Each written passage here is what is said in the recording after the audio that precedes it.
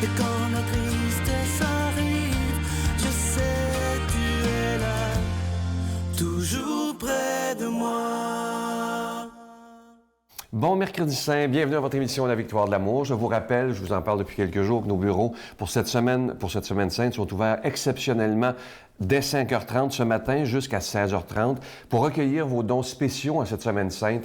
Vous savez que pendant le carême, on parle beaucoup de jeûne, on parle de prière, comment c'est important, mais aussi de l'aumône. Être capable de donner pour que la parole de Dieu soit annoncée. Et moi, je vous invite à être généreux en disant au Seigneur, je veux te donner pour que ta parole soit annoncée par la télévision, par Internet, sans rien attendre en retour. Il n'y a pas de cadeau du mois. Est-ce qu'on est capable de faire un don gratuitement? Alors, les bureaux ouvriront tout de suite après l'émission. On rejoint immédiatement quelqu'un qu'on apprécie beaucoup, Luc Faneuf.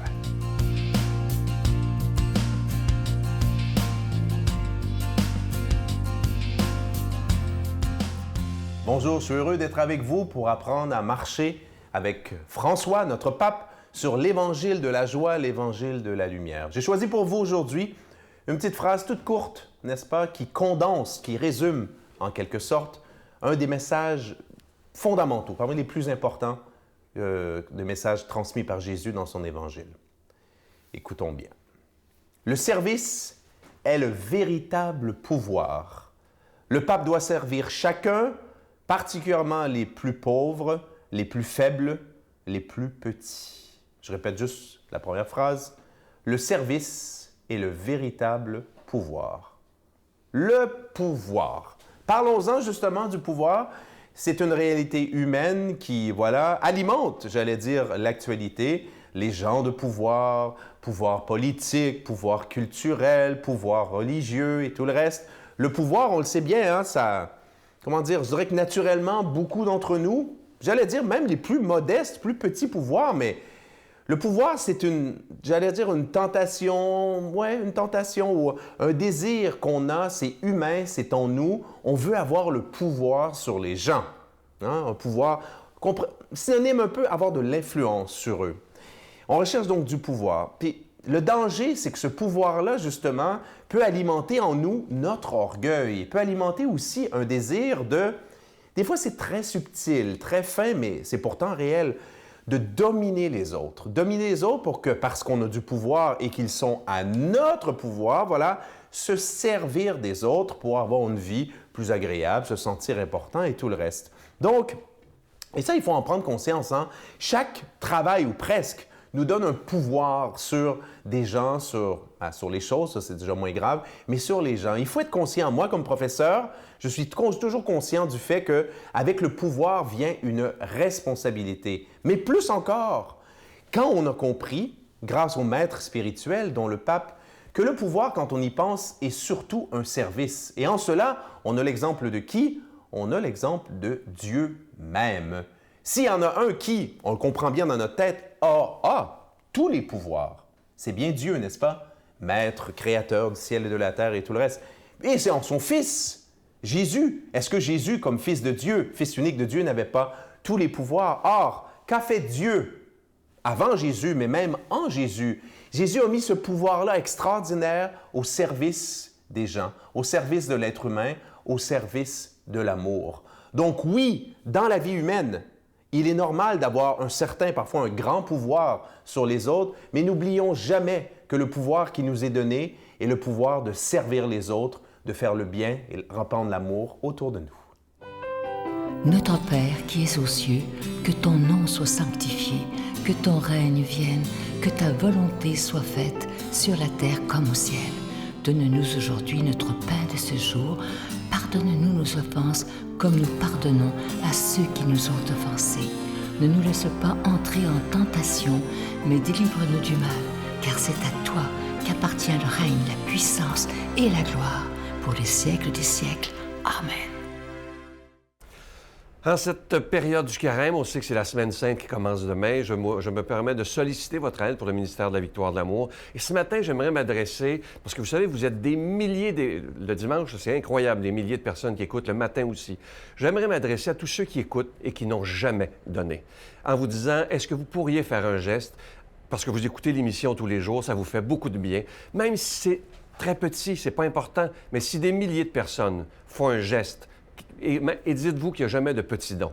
C'est à vous que je m'adresse ce matin. Et je sais que vous êtes nombreux, incroyables, qui écoutez, mais qui disent « Ah, les autres s'en occupent, les autres vont donner. » Mais si tout le monde disait ça, je peux vous dire qu'on n'aurait pas pu tenir 21 ans. Alors, ce matin, c'est à vous que je tends la main. Merci, peut-être pour la première fois, de faire un don à la victoire de l'amour, sans attendre rien en retour, parce que c'est le carême. Alors, merci de tout cœur. C'est un beau cadeau qu'on fait à Jésus pour répondre à sa demande, lui qui nous dit d'annoncer sa parole. C'est extrêmement important. Je vous donne l'adresse, la victoire de l'amour, casier postal 120, succursale Boucherville à Boucherville, le J4B 5E6, je vous la redonne. La victoire de l'amour, casier postal 120, succursale Boucherville à Boucherville, le J4B 5E6. Également par téléphone, par carte de crédit, dans le 514-523-4433, 523-4433 ou sans frais, le 1-888-811-9291, 1-888-811-9291 et aussi sur notre site Internet, une manière très sécuritaire de donner votre don, de www.lavictoiredelamour.org. Alors j'espère que vous répondrez à ce beau défi. Merci de tout mon cœur de donner des mains à la Providence.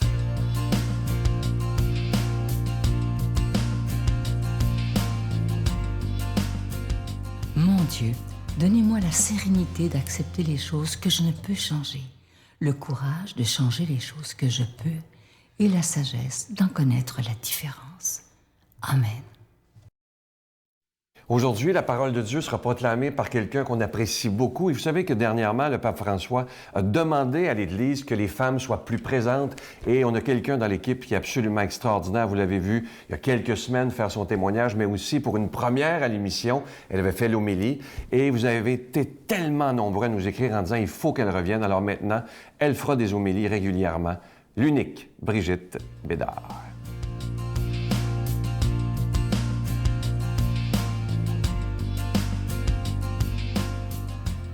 Bonjour tout le monde, je viens vous parler, vous proclamer, vous commenter la parole de Dieu, l'Évangile d'aujourd'hui qui est l'Évangile selon saint Matthieu. C'est tout un évangile, chapitre 26, de 14 à 25, sur la trahison de Judas.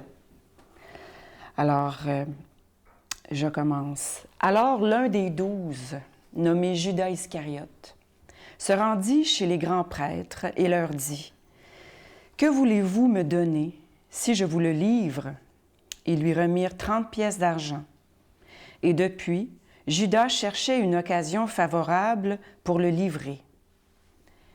Le premier jour de la fête des pains sans levain, les disciples s'approchèrent et dirent à Jésus « Où veux-tu que nous te fassions les préparatifs pour manger la Pâque? » Il leur dit « Allez à la ville, chez un tel, et dites-lui, le maître te fait dire, mon temps est proche, c'est chez toi que je veux célébrer la Pâque avec mes disciples. » Les disciples firent ce que Jésus leur avait prescrit et ils préparèrent la Pâque.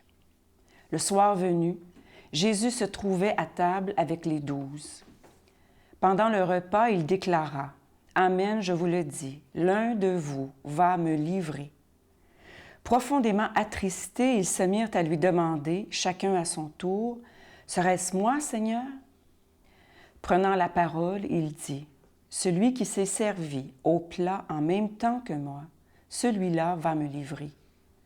Le Fils de l'homme s'en va, comme il est écrit à son sujet, mais malheureux celui par qui le Fils de l'homme est livré. Il vaudrait mieux pour lui qu'il ne soit pas né, cet homme-là. » Judas, celui qui le livrait, prit la parole. « Rabbi, serait-ce moi? » Jésus lui répond, « C'est toi-même qui l'as dit. » Parole du Seigneur. Ça finit, c'est toi-même qui le dis, OK? Moi, là, ce que ça me fait vivre, cet évangile-là, cette parole de Dieu-là, deux choses. La première chose, c'est, je ne sais pas si vous connaissez la passe de Judas. La passe de Judas, c'est, selon le grand théologien Scott Hahn, vous savez, ce théologien protestant qui s'est converti au catholicisme dont je vous ai déjà parlé. Il appelle ça la passe de Judas. Alors, la passe de Judas, c'est tu prends, tu t'en vas. Tu prends, quand tu vas communier, là, tu communies à la messe, puis après ça, tu t'en vas, tu prends ton manteau, puis tu t'en vas.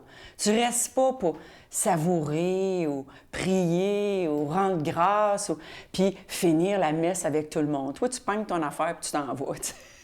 Il y en a des comme ça arrive. Ben, des fois, on a des obligations, comme Judas ce jour-là. Alors ça, c'est la première affaire qui me monte à l'esprit. Mais la deuxième, plus profonde, plus troublante, c'est Judas qui prépare son petite affaire. Hein? On le dit au début, depuis, Judas cherchait une occasion favorable pour le livrer. Alors, il a longtemps mariné dans son affaire. Il cherche le bon moment pour trahir, le moment favorable, tu sais, que ça va marcher. Alors, il machine, tu sais, il fait sa petite affaire. Mais qu'est-ce qu'il fait, Jésus, lui, pendant tout ce temps-là? Jésus, il prépare la Pâque. C'est rien que ça qu'il fait. Il prépare tranquillement la Pâque. Mais il sait qu'est-ce qui arrive, là. C'est Jésus. C'est le Fils de Dieu. C'est le Messie. Il sait parfaitement ce que Judas s'apprête à faire. Mais il laisse faire. Il laisse faire le mal. Lui, il prépare la Pâque. Alors, il dit, ses disciples lui demandent, où veux-tu que nous fassions les préparatifs, maître? Alors, il dit, allez à la ville, faites telle chose. Il est très calme, il est dans la cérémonie, il est dans les préparatifs. Il prépare son cœur, il prépare son âme, il prépare son corps à cette Pâque-là qui est la Pâque qu'il a tant attendue. Il prend son temps. Il n'y a rien qui le trouble, hein, comme dit Sainte Thérèse d'Avila, que rien ne te trouble. Mais Jésus n'est pas troublé. Il prépare la Pâque. Mais qu'est-ce que c'est préparer la Pâque? Il prépare notre salut. C'est ça qu'il est en train de préparer. Pendant que le malin s'acharne, cherche une façon de nous faire trébucher, cherche une façon de nous perdre, cherche une façon de nous corrompre à jamais l'esprit, lui, Jésus, qu'est-ce qu'il fait? Il prépare notre salut. Je trouve ça tellement beau, tellement, c'est bouleversant, il dit. Puis en plus, il donne des avertissements à Judas. Il le prépare, il lui dit, le Fils de l'homme s'en va, malheur à celui qui livre le Fils de l'homme. Puis en plus, ça c'est le premier avertissement. Deuxième, il dit à Judas, c'est toi-même qui le dis. Judas a eu des avertissements. Qu'est-ce qu'il fait, Judas? Il fait ce qu'il a à faire. Alors, qu'est-ce qu'on fait, nous, quand Jésus prépare notre salut? Et sur ce, je demande au Seigneur de nous bénir. Au nom du Père, du Fils et du Saint-Esprit. Amen. Alléluia. Je vous salue Marie, pleine de grâce. Le Seigneur est avec vous. Vous êtes bénie entre toutes les femmes, et Jésus, le fruit de vos entrailles, est béni. Sainte Marie, Mère de Dieu, priez pour nous pauvres pécheurs, maintenant et à l'heure de notre mort. Amen.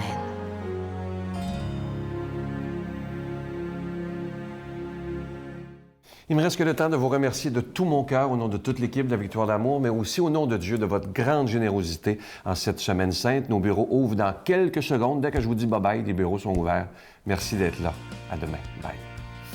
Depuis que je suis jeune, je pense que j'ai toujours eu cette conscience-là que Dieu était avec moi. Sa main était sur moi. J'ai jamais même douté de son existence. Ah non? C'est comme si c'était un acquis pour moi, puis que je le vivais personnellement aussi. Puis depuis que je suis jeune, j'avais demandé une Bible à un moment donné à Noël. Tu sais. Ah oui? Fait que pour moi, j'avais un intérêt à connaître le Dieu qui m'avait gardé en vie. Ouais. Même si j'étais peut-être pas consciente de ça à cet âge-là, mais je le sentais.